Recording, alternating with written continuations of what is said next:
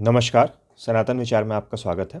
अगर आपने channel subscribe नहीं किया तो प्लीज़ सब्सक्राइब करें, वीडियो को लाइक करें, शेयर करें, कमेंट करें। आज जिस पुस्तक पर हम चर्चा कर रहे हैं वह चौखंबा संस्कृत सीरीज ऑफिस वाराणसी द्वारा प्रकाशित शैव धर्म प्रतिपादकम नंदिकेश्वर सनत कुमार संवादमयम श्रीमद् शिव धर्म पुराणम है। शैव धर्म सम्मत उप पुराण है यह। मूल पाठ और मोहन बोधनी हिंदी टीका सहित। संपादक एवं अनुवादक डॉक्टर श्री कृष्ण जुगनू और प्रोफेसर भंवर शर्मा है। दोनों ने मिलकर अनुवाद किया है पुस्तक का। यह एक उप पुराण है, चौखंबा संस्कृत सीरीज द्वारा प्रकाशित। पीछे अन्य कुछ पुराण उप पुराणों की जानकारी दी गई है जो चौखंबा कृष्णदास अकेडमी या फिर चौखंबा संस्कृत सीरीज प्रकाशित करती है। पुस्तक का मूल्य 375 रुपये है। 20% का डिस्काउंट मिला था तो 300 रुपये में मिली है उप पुराण। और कुल पृष्ठ इसमें 81 पृष्ठ में 81 में भूमिका, आमुख इत्यादि विषय अनुक्रमणिका, और फिर 296 में मूल पुस्तक है, श्लोक अनुक्रमणिका है और अनुवादकों का परिचय है संक्षेप में। डॉक्टर श्री कृष्ण जुगनू का नाम आपने संभवतः पहले भी सुना होगा। अनेक ग्रंथ जो हैं उनका ट्रांसलेशन और उन पे लेख इत्यादि इन्होंने लिखे हैं। चौखंबा से भी इनके कई सारी अनुवाद जो हैं जो इन्होंने किए हैं वो प्रकाशित होते हैं, और अन्य प्रकाशनों से भी इनके लेख या फिर किसी टॉपिक पर पुस्तक वो प्रकाशित होती है अन्य प्रकाशनों से भी।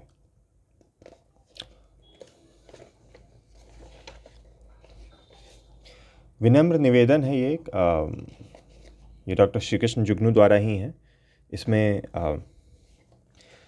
पहले तो इन्होंने भगवान शिव की महिमा का प्रतिपादन किया है। फिर यहाँ आगे चल के इस उप पुराण के ऊपर कुछ टिप्पणी करते हैं। शिव का अपना पूजन विधान रहा है, उनका अपना आश्रय योग्य मत रहा है। इस मत का आधार ग्रंथ के रूप में शिव धर्म पुराण का विशिष्ट स्थान रहा है। इसको स्वयं नंदीश्वर प्रोक्त कहा गया है। यह शिव शास्त्र माना गया है क्योंकि इसमें शिव धर्म का मूलाधार प्रवर्तित किया गया है। सनत कुमार ने जो प्रश्न जन मन की ओर से प्रस्तुत किए, नंदीश्वर शिव ने उनका यथेष्ट समाधान किया है। इसमें शिव स्वरूपों, शिवालयों के निर्माण, शिवलिंग की पूजा, स्नान अभ्यंग आदि पूर्वक अर्चना, कथा, यात्रा, उत्सव, व्रतोपवास, रुद्राक्ष, कौपीन, कपाल आदि धारण करने तथा व्यपोहन स्तव, शैव तीर्थों के महात्म्य, दान पुण्य आदि का यथेष्ट और प्रारंभिक वर्णन किया गया है।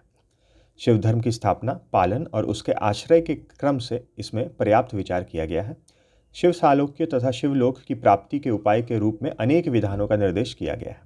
यह पूर्ववर्ती शैव पुराणों के लिए आधारभूत सामग्री प्रस्तुत करने वाला अतीव महत्व का ग्रंथ रहा है। हिमाद्री जैसे अभूतपूर्व विद्वान के निबंध ग्रंथ के लिए शिव धर्म पुराण की बड़ी सहायता रही है। उन्होंने इसे प्रामाणिक शिव शास्त्र के रूप में स्वीकार किया है, अतः यह हम सबके लिए एक प्रामाणिक शिव शास्त्र है। हिमाद्री का निबंध ग्रंथों पे जब हमने चर्चा की थी, गीता प्रेस द्वारा प्रकाशित धर्मशास्त्र अंक पे एक वीडियो उपलब्ध है चैनल पे, वहाँ आप देख सकते हैं एक बैकग्राउंड इन्फॉर्मेशन निबंध ग्रंथों के लिए। तो चतुर्वर्ग चिंतामणि नाम है उस निबंध ग्रंथ का, जिसमें इस पुराण से श्लोक उद्धृत किए गए।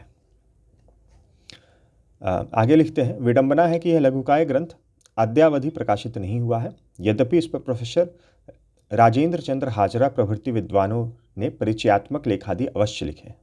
उप पुराणों के ऊपर डॉक्टर हाजरा के कई सारे लेख और कुछ पुस्तकें भी आती हैं। 5 खंडों की पुस्तक है एक, जिसमें से अगर मुझे सही याद है तो 3 प्रकाशित नहीं हुए हैं। स्टडीज़ इन उप पुराण नाम की पुस्तक है। अगर आप पुराण वाली प्लेलिस्ट में जाते हैं तो उसका फर्स्ट वॉल्यूम आपको वहाँ मिल जाएगा।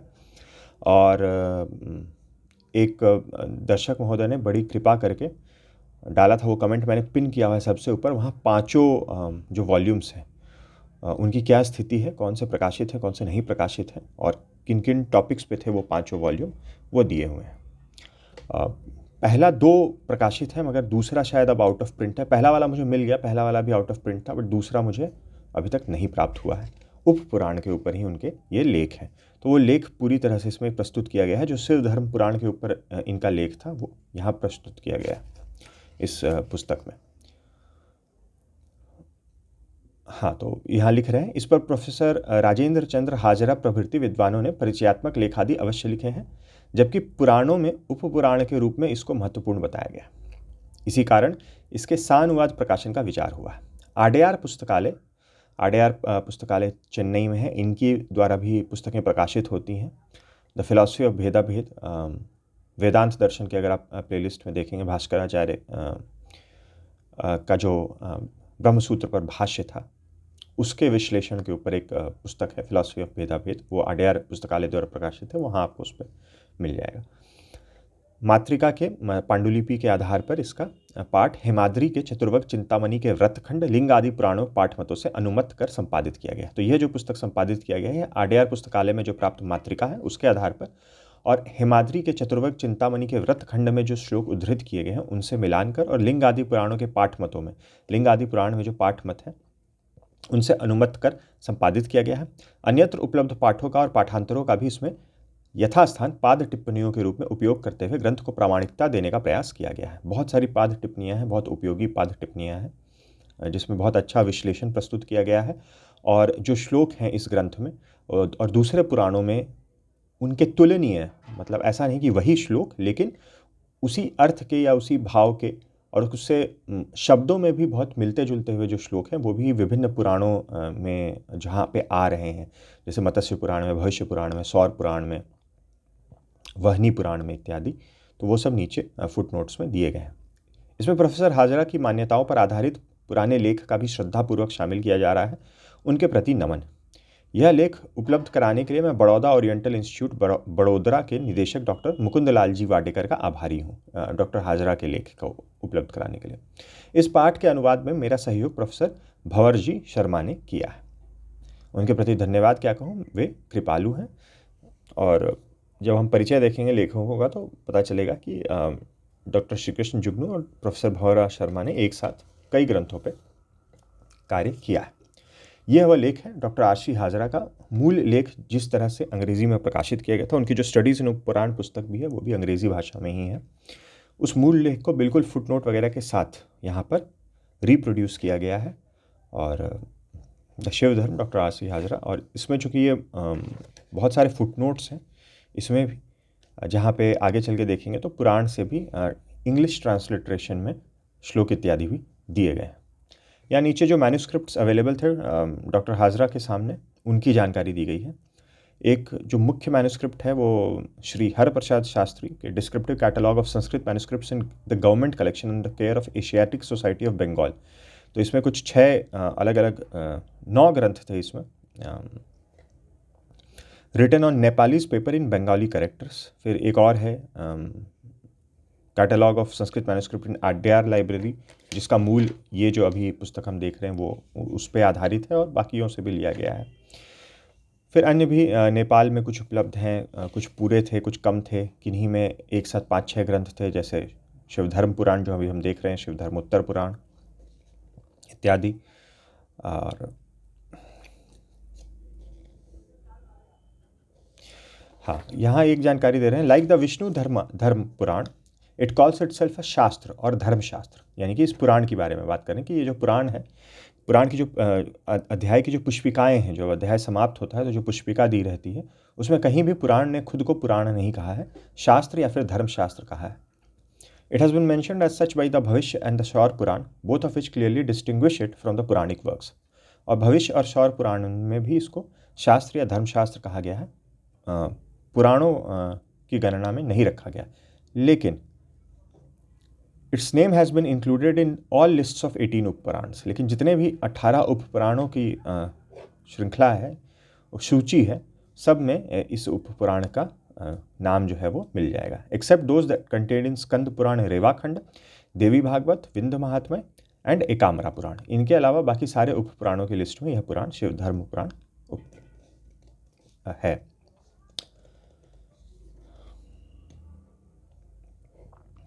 Chandeshwar Thakur of Mithila takes it to be a smriti work, उन्होंने इसको स्मृति में लिया है।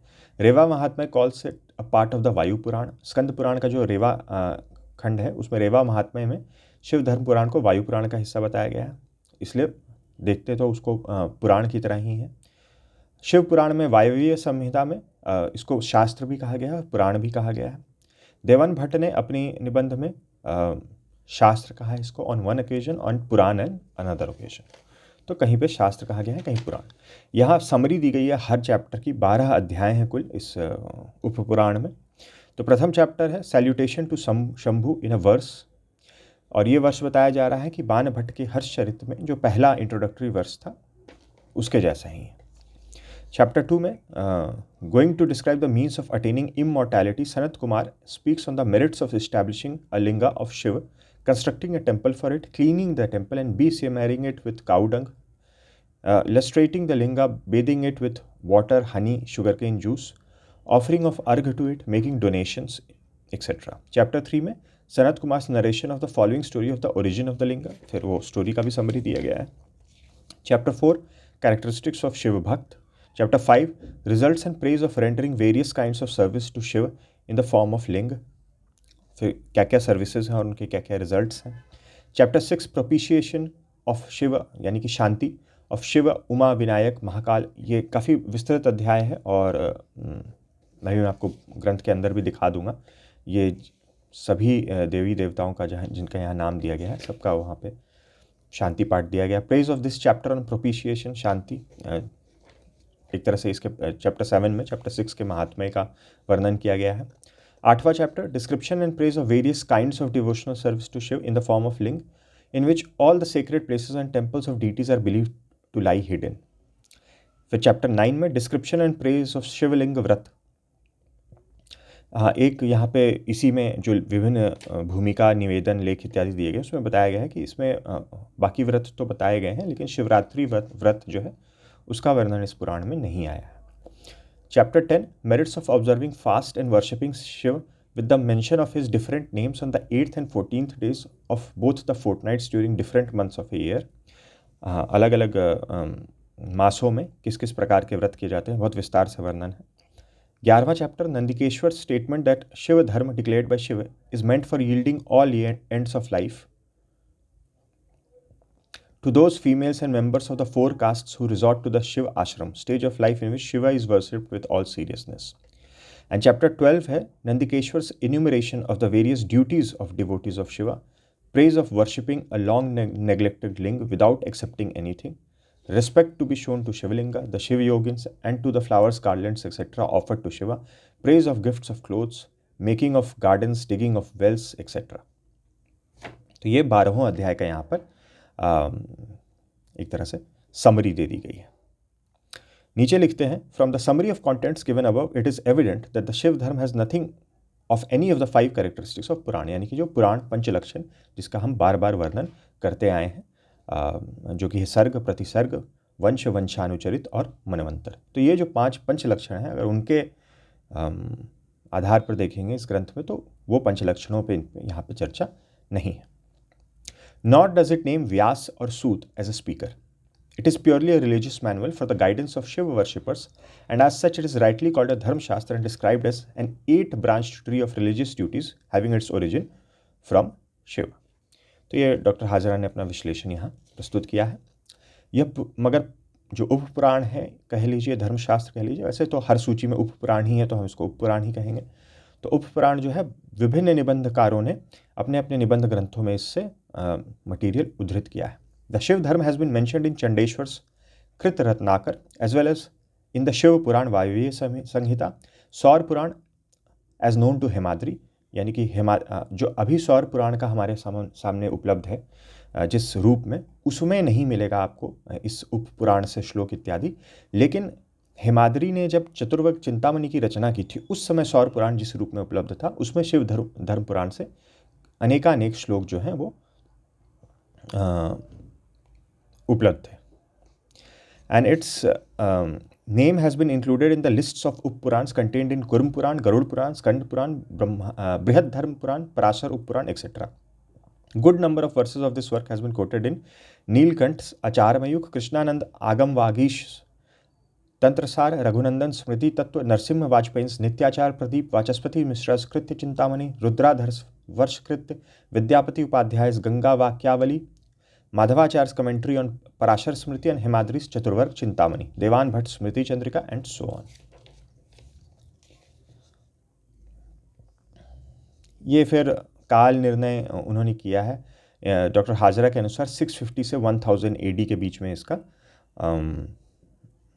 इस पुराण की रचना हुई थी। हालांकि जितने भी मैंने विभिन्न अभी तक पुस्तकें देखी हैं, ग्रंथ देखा है, अलग अलग दृष्टिकोण से क्या कहा, पुराणों का विश्लेषण देखा या किसी भी रूप में उनके ऊपर टिप्पणी देखी है, तो मुझे यही समझ में आया है कि किसी भी काल निर्णय से कुछ लोग होंगे जो एग्री करेंगे, बहुत सारे लोग होंगे जो उससे सहमत नहीं होंगे, क्योंकि ये बहुत ही 4-5 ही कुछ जो इंडिकेटर्स आप कह सकते हैं, संकेत, उनको लेकर कुछ एक बहुत रफ एस्टिमेट किया जाता है, और किसी भी प्रकार का काल निर्णय जो है वो ऐसा फुल प्रूफ नहीं है। तो हर किसी का अपना विश्लेषण है, उन्होंने कुछ प्रमाण हैं जिसके आधार पर ये विश्लेषण किया है। डॉक्टर हाजरा के अनुसार 650 to 1000 AD का है। दूसरा, इसमें जो मटेरियल है, जिन नदियों की चर्चा है, जिन तीर्थों की चर्चा है, उसके आधार पर इन्होंने अनुमान किया है कि सदर्न कश्मीर या नॉर्दर्न पंजाब में शिव धर्म पुराण की रचना की गई थी। ये डॉक्टर हाजरा का लेख है। बहुत ही एक अच्छा अपेंडिक्स यहाँ दिया गया है। यहाँ सभी ग्रंथों में जो अभी हम नाम ले रहे थे, निबंध ग्रंथ इत्यादि, कि वहाँ पर शिव धर्म पुराण से श्लोक उद्धृत किए गए हैं, तो उनमें कौन से पेज नंबर के कौन से चैप्टर में, अब पेज नंबर यहाँ लिखा गया है तो ये मैं श्योर नहीं हूँ कि किस पब्लिकेशन में वो पेज नंबर है, मगर चैप्टर और वर्स नंबर भी दिया हुआ है, तो वो तो सेम ही होना चाहिए। तो सब में किस ग्रंथ में कहाँ शिव धर्म पुराण से आया है। तो स्मृति चंद्रिका से लेकर चतुर्वर्ग चिंतामणि में तो देखिए कई सारे हैं। माधवाचार्य कमेंट्री ऑन पराशर स्मृति, गंगा वाक्यावली, वर्षकृत स्मृति तत्व, आचार मयूख इत्यादि। यहाँ पर एक और अपेंडिक्स दिया गया है जिसमें शिव धर्म पुराण से कुछ श्लोक या वर्सेस कोट किए गए हैं, लेकिन अब जो भी पांडुलिपियाँ या मातृकाएँ उपलब्ध हैं उनमें वो श्लोक अब उपलब्ध नहीं हैं। तो इसका मतलब शिव धर्म पुराण जो है, अभी जो भी पांडुलिपियाँ उपलब्ध हैं उनके अनुसार उनके अलावा भी और भी कई पांडुलिपियाँ रही होंगी जिसमें हो सकता है ग्रंथ और विस्तृत हो।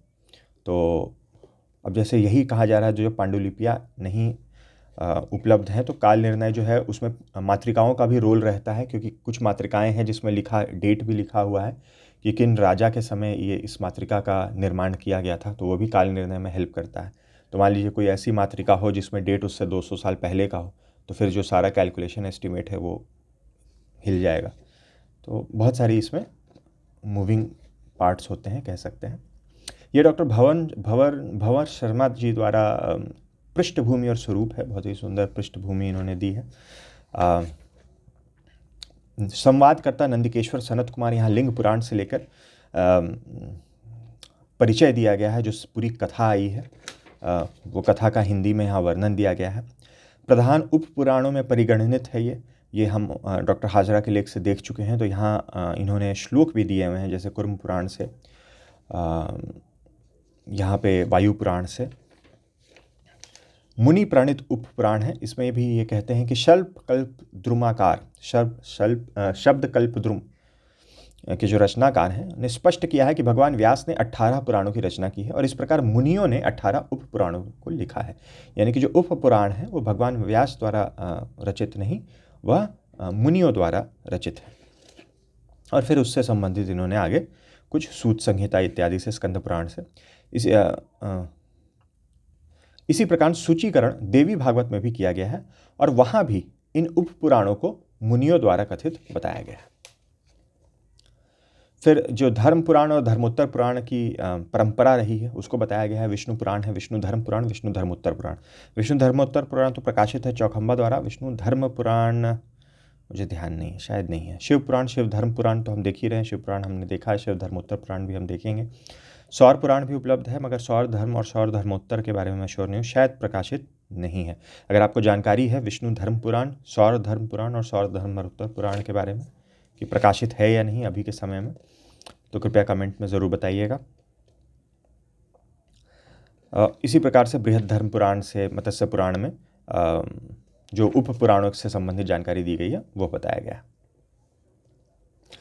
फिर कुछ जो इस पुराण के इम्पोर्टेंस को, इसके महात्म्य को बताती हैं चीज़ें, वो मैं पढ़ के आपको बता रहा हूँ। मत्स्य आदि पुराणों के पूर्वोक्त वर्णन में यह भी विदित होता है कि पुराणों के अंतर्गत ही उपपुराणों की विषय वस्तु का समावेश होने लग गया था। पुराण के अंतर्गत उपपुराण के विषयों का समावेश यह भी हो रहा था कि बृहद पुराणों में आख्यान प्रसंग जुड़ते हुए पृथक पुराण बनते रहे थे। पद्म पुराण के अंतर्गत नरसिंहोपुराण को सम्मिलित किया गया है। स्कंद पुराण के अंतर्गत नंदी पुराण जुड़ा। पद्म पुराण में भट्टहर चरित का समावेश किया गया। इसी प्रसंग में यह भी कहा गया कि 18 पुराणों से पृथक जो पुराण हैं उन्हें इन्हीं में से निकले हुए समझने चाहिए। यह अवश्य स्मरणीय है कि सभी उपपुराण पुराणों से नहीं निकले, बल्कि पुराणों का कलेवर बनाने में उपपुराण की महती भूमिका रही है। लिंग पुराण, शिव पुराण, शिव रहस्य आदि में के विकास और विस्तार में शिव धर्मशास्त्र ने महत्वपूर्ण योगदान किया है। शिव धर्मशास्त्र यानी कि यही शिव धर्म पुराण, और इन पुराणों ने उपपुराणों शिव धर्मशास्त्र में ये और शिव धर्मोत्तर भी आप ले सकते हैं, और इन पुराणों ने उपपुराणों के महत्व को स्वीकार भी किया है। लिंग पुराण में आया है कि उसके काल तक ब्रह्मादि 18 पुराण एवं सौर आदि उपपुराण अस्तित्व में आ चुके थे। फिर आगे और बताया गया धर्म पुराणों की परंपरा, यानी कि विष्णु धर्म पुराण, सौर धर्म पुराण और शिव धर्म पुराण की परंपरा के ऊपर चर्चा है और कहाँ कहाँ इनको कोट किया गया है। प्रस्तुत ग्रंथ की पांडुलिपियाँ हैं, जो सूची अभी हमने डॉक्टर हाजरा वाली लेख के नीचे देखा था, वही सूची यहाँ फिर हिंदी में दी गई है। ग्रंथ के रचना काल में भी इन्होंने डॉक्टर हाजरा का जो विश्लेषण है उसी के आधार पर अपना विश्लेषण किया है। फिर कुछ चीज़ें हैं जो इस उपपुराण में आई हैं, जो कुछ अन्य पुराणों में भी आती हैं, और 21 कुलों पीढ़ियों की मान्यता, तो वो 21 कुल क्या होते हैं उसका विश्लेषण किया गया। उभयमुखी दान का इसमें वर्णन आया है, तो वो कब से आया है, जिसका इनका मानना है कि जिस काल की ये रचना थी उस समय एक विशिष्ट परंपरा थी। 28 करोड़ देवताओं की मान्यता, ये इसमें आया है 8वें अध्याय में। शिवाश्रम, यति और शिव योगियों का उल्लेख, और फिर पुस्तक की रचना, इसमें एक श्लोक में ब्रह्मलिपि का भी वर्णन आया है। तो ब्रह्मलिपि के साक्ष्य के रूप में ब्रह्मलिपि पर भी इन्होंने कुछ अपनी टिप्पणी की है, उस श्लोक को ले रहे हैं। ऋषि यक्ष नाग संस्थान, शिवरात्रि व्रतोल्लेख इसमें नहीं है, उसके ऊपर चर्चा इन्होंने की है। रुद्राक्ष का वर्णन है और शिव कथाओं के श्रवण की परंपरा है। ये विषय अनुक्रमणिका है, संस्कृत में ही दी गई है। हर अध्याय के अंदर ये जो विषय अनुक्रमणिका में आपको प्रथम अध्याय के अंदर जो हेडिंग्स दिख रही हैं, तो जहाँ से ये स्टार्ट हो रहा है सेक्शन, वहाँ ये संस्कृत की मूल हेडिंग भी दी गई है। ये छठा अध्याय सबसे वृहद अध्यायों में से एक है, जिसमें आपको ये जो यहाँ पे शांति पाठ था, देखिए बहुत सारे यहाँ ध्यानम बहुत सारे ध्यान इसके अंतर्गत आ रहे हैं। फिर प्रार्थना आ रही है, प्रार्थना, याचना इत्यादि। इस प्रकार से कुल 12 अध्याय हैं ग्रंथ में। यहाँ कुछ ब्लैक एंड वाइट चित्र दिए गए हैं, कुछ तो मंदिरों में जो कार्विंग्स हैं उनके भी चित्र दिए गए हैं। लिंगोद्भव मूर्ति, शिव धर्म पुराण वर्णित लिंगोद्भव आख्यान का प्रतिरूपण, अजमेर में राजस्थान के राजकीय पुरातत्व संग्रहालय में विद्यमान प्रतिमा। लिंग मध्य परम लिंगम, पुराण वर्णित लिंग के मध्य में विराजित परम लिंग का प्रतिरूपण, गैंगकोंडा का एक मूर्ति शिल्प। वर्तमान में पूजित भगवान शिव का चित्रमय छवि। उज्जैन स्थित महाकालेश्वर का स्वरूप, हालांकि ये महाकालेश्वर नहीं है, ये श्री घृष्णेश्वर हैं। करीब करीब मैं श्योर हूँ कि ये मेरा अनुमान सही है, ये महाकालेश्वर ज्योतिर्लिंग नहीं है, ये घृष्णेश्वर ज्योतिर्लिंग है। शिवार्चन का एक प्राचीन शिल्प, अर्थुना राजस्थान में एक परमार कालीन मंदिर की यह मूर्ति विद्यमान है, उसका चित्र दिया गया है। वृषभारूढ़ उमा महेश्वर का मूर्ति व स्वरूप, ये भी राजस्थान से। जो लेखक हैं, अनुवादक हैं, उन्होंने शिल्प शास्त्र पर, आपके वास्तु पे, गंधर्व शास्त्र पे भी, अन्य और ज्योतिष पे भी, दोनों ने मिलके या अलग अलग कई पुस्तकों का अनुवाद इत्यादि किया है ग्रंथों का। तो उसी संदर्भ में मुझे लगता है ये इन लोगों के पास ये चित्र भी होंगे जो इस ग्रंथ में भी उन्होंने जो संदर्भ में सूट कर रहे होंगे यहाँ प्रस्तुत किया है। तांडव मुद्रा नृत्येश्वर भगवान शिव, और एक लिंग जी भगवान शिव का स्वरूप कैलाशपुरी उदयपुर। तो ज़्यादातर राजस्थान के हैं, क्योंकि इनका रिसर्च जो है वो दोनों लोग राजस्थान से हैं, तो वहाँ केंद्रित रहा है। यहाँ से प्रथम अध्याय है। ताड़पत्र पर यहाँ जानकारी दी गई है। रॉयल एशियाटिक सोसाइटी कोलकाता के पुस्तकालय में विद्यमान इस ग्रंथ की ताड़पत्र पर लिखित नेवारी लिपि की मातृका में आरंभ में जो श्लोक आया है वह वानभट्टकृत हर्षचरित के प्रारंभ में भी आया है। तो उस मातृका के आरंभ में जो श्लोक आया है मंगलाचरण रूप में, वह हर्षचरित से में भी वैसा ही श्लोक आया है। तो मूल श्लोक बोल्ड बड़े फॉन्ट में दिया गया है, नीचे उसका हिंदी में अनुवाद दिया गया है। फॉन्ट साइज ठीक ठाक है, स्पेसिंग अच्छी है, प्रिंट की क्वालिटी अच्छी है ओवरऑल। एक आध जगह पे कहीं कुछ अक्षर जो हल्के हो जाते हैं, मिट जाते हैं, वैसे हैं, लेकिन उससे पढ़ने में ऐसी कोई खास कठिनाई नहीं आएगी। ओवरऑल प्रिंट की क्वालिटी, पृष्ठ की भी क्वालिटी अच्छी ही कही जाएगी। अनुवाद भी बहुत ही व्यवहारिक भाषा है, बहुत ही रोज़मर्रा के उपयोग की जो भाषा है वह है, कोई ऐसी जटिलता नहीं है। देखिए यहाँ पे हल्का सा प्रिंट जो है वो हल्का पड़ गया है। अब यह मुझे होना चाहिए था, तो ये स्पष्ट नहीं हो रहा है, लेकिन पूरा आप सेंटेंस पढ़िएगा तो समझ में आ जाएगा। अब देखिए नीचे में यहाँ तुलनीय पाठ, तो गीता में ये श्लोक दिया गया है, तो गीता में इससे तुलनीय पाठ क्या था वो उसकी जानकारी दी गई है। यहाँ भी गीता से तुलनीय पाठ दिया गया है, ऐसे ही अनेकों जगह पे तुलनीय पाठ दिया गया है। अब अध्याय यहाँ खत्म हो रहा है, तो इति, इसी को पुष्पिका कहते हैं। इति श्री धर्म पुराणे लिखा गया है। तो इस पुस्तक में हर जगह पुष्पिका में पुराणे लिखा गया है, मूल मातृका में कहीं पुराण नहीं लिखा हुआ है, तो उसकी जानकारी यहाँ दे दी गई है। हर अध्याय के अंत में जहाँ पुराणे लिखा गया है वहाँ नंबर देके फुट नोट में धर्मशास्त्रे इति पाठ, तो यहाँ पर धर्मशास्त्रे पाठ है इस जगह पे, मतलब इस पुस्तक में चूँकि उपपुराण ही माना जाता है ग्रंथ को, तो पुराण शब्द यूज़ किया गया, धर्मशास्त्र नहीं। तो हर अध्याय के अंत में इस प्रकार से दिया गया है।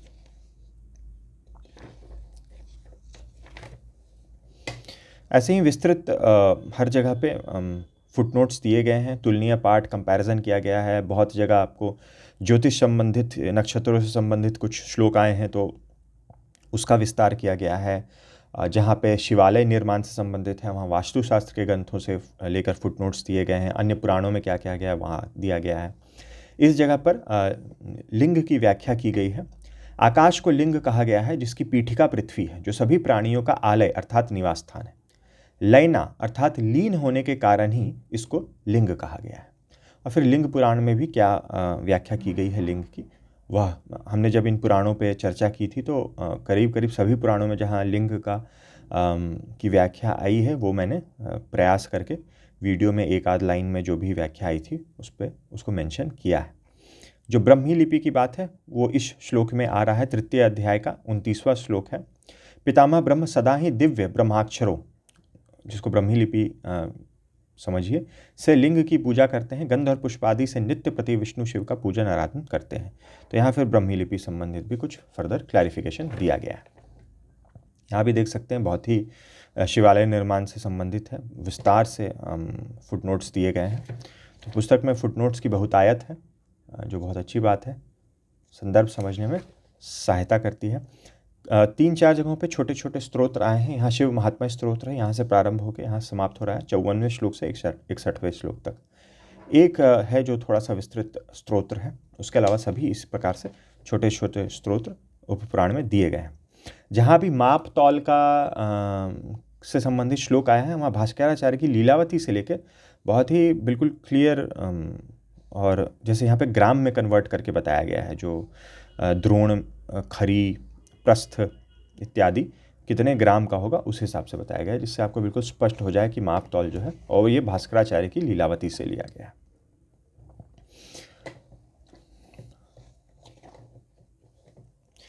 हाँ, यहाँ भी एक स्तोत्र आया है, ये छोटा ही स्तोत्र है, 223 श्लोक संख्या, 5वें अध्याय के अंत में है, से प्रारंभ होकर 228 पे समाप्त हो जा रहा है।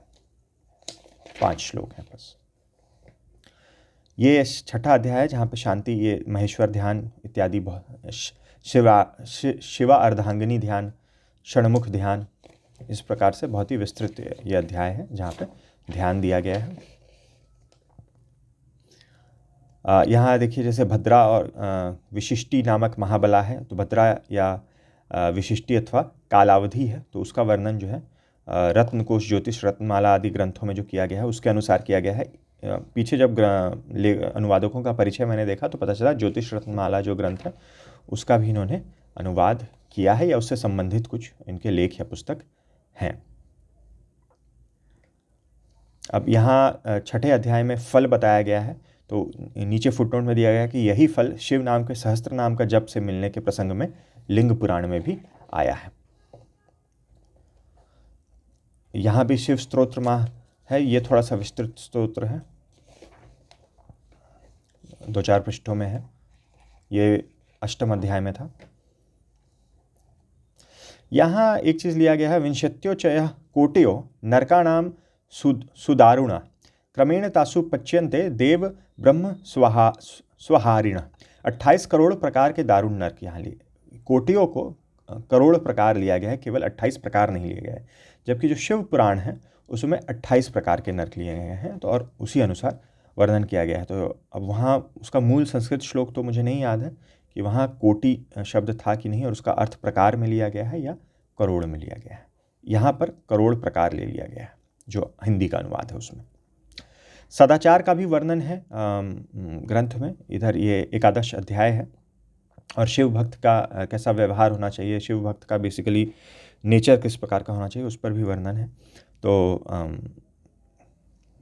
ज्ञान, योग, तपस्या, जप, यज्ञ, दान इत्यादि समस्त सत्क्रियाएं क्रोधी व्यक्ति के लिए व्यर्थ हो जाती हैं, इसलिए सदा क्रोध से बचना चाहिए। तो इसी प्रकार से अप्रिय भाषण, कटु वचन, क्रोध में किया गया भाषण व्यक्ति के मर्म स्थल तो क्या अस्थि, प्राण और हृदय तक को जला डालता है, इसलिए कभी भी अप्रिय वचन नहीं कहना चाहिए। तो इस प्रकार से किस प्रकार का व्यवहार होना चाहिए उस पर भी 11 अध्याय में 11वें अध्याय में वर्णन है। यहाँ क्षेत्रों का वर्णन प्रारंभ हो रहा है। महोदय रुद्र क्षेत्र वर्णनम 8 के मतलब हर प्रकार कैटेगरीज में डिवाइड किया गया है क्षेत्रों को, और हर कैटेगरी में 8 क्षेत्रों का वर्णन आ रहा है। तो और नीचे फुट नोट में ये क्षेत्र अभी कौन सी जगह है ये यहाँ ब्रैकेट में भी दिया गया है, और तुलनीय पाठ इत्यादि तो नीचे दिया गया है। यहाँ ब्रैकेट में दे दिया गया है, जैसे भद्रकर्ण नाम आ रहा है मूल श्लोक में, तो अर्बुदगिरी के पास, दीप्तिमत सुवर्णाक्ष संभवतः नर्मदा में, भृगु तीर्थ में, तो इस प्रकार से वो भी दे दिया गया है। तो ये विभिन्न ये सब क्षेत्रों का वर्णन ही चल रहा है। यह 12वां अध्याय है। जैसा मैं बता रहा था, बहुत ही अनुवाद जो है वो सरल है, लेकिन यहाँ पे मसाज शब्द का प्रयोग किया गया है। व्याघ्र चर्म और मृग आदि के चर्म को तिल के खल से मसाज करके मुलायम और सुर्ख कषाय जैसी बनाकर जो व्यक्ति शिव योगी को दान करता है, तो मृग व्याधि चर्म इत्यादि, आगे फिर उसका महात्म्य बताया गया। तो ये मसाज की जगह पता नहीं हिंदी में कौन सा शब्द आता, अभी तो ध्यान में नहीं है, लेकिन मसाज शब्द का प्रयोग किया। यहाँ फिर एक और स्त्रोत आ रहा है, छोटा 12 अध्याय में है ये। इस प्रकार से जो मूल पुस्तक है, जो उप पुराण है, उसके 12 अध्याय पृष्ठ संख्या 269 पे समाप्त हो जा रहे हैं। फिर विस्तृत श्लोक अनुक्रमणिका है 269 से लेकर के 294 तक। फिर डॉक्टर श्री कृष्ण जुगनू का परिचय है। राजस्थान के चित्तौड़गढ़ जिले के अकोला गांव में 2 अक्टूबर 1964 में संत कवि मोहनलाल जी चौहान के घर में जन्म। हिंदी, अंग्रेजी और इतिहास में स्नातकोत्तर। राजस्थान की हीड़ गाथाओं में पर PhD। पत्रकारिता में PG डिप्लोमा, BEd और श्रव्य दृश्य मीडिया दक्ष। प्रकाशित पुस्तकें, जो मौलिक इनकी प्रकाशित पुस्तकें हैं उनकी जानकारी, संपादन और अनुवाद इन्होंने जिसका किया, देखिए इसमें ज्योतिष रत्नमाला का भी नाम आ रहा है, वृक्ष आयुर्वेद, मुहूर्त, कल्प, दुर्मुहूर्त, दीपक, तो कुछ निबंध ग्रंथ भी हैं, अपराजित पृच्छा, राजमार्तंड, राजमृगांक, समारंग, सूत्रधार, बृहत संहिता इत्यादि। फिर जो सम्मान इनको प्राप्त हुए हैं विभिन्न। प्रोफेसर भंवर शर्मा हैं, राजस्थान के उदयपुर नगर में शरद पूर्णिमा 3 अक्टूबर 1923 को प्रसिद्ध वशिष्ठ कुल शिल्पी परिवार में जन्म। शिल्प और स्थापत्य के विषयों में के कुलोचित जन्मजात प्रतिभा। और फिर विभिन्न जो ग्रंथ हैं जिनसे ये जुड़े हुए हैं, शिल्प और कला विषय ग्रंथों में श्री कृष्ण जुगनू के साथ चालुक्य, सोमेश्वर कृत शिल्प शास्त्र, आयुर्वेद, मनसोल्लास, अपराम, अभिलिषितार्थ, चिंतामणि इत्यादि ग्रंथ जो हैं उनकी जानकारी दी गई है। तो ये थी कुछ जानकारी चौखंबा संस्कृत सीरीज द्वारा प्रकाशित श्रीमद् शिव धर्म पुराण के बारे में। वीडियो देखने के लिए बहुत बहुत धन्यवाद। मिलते हैं अगले वीडियो में।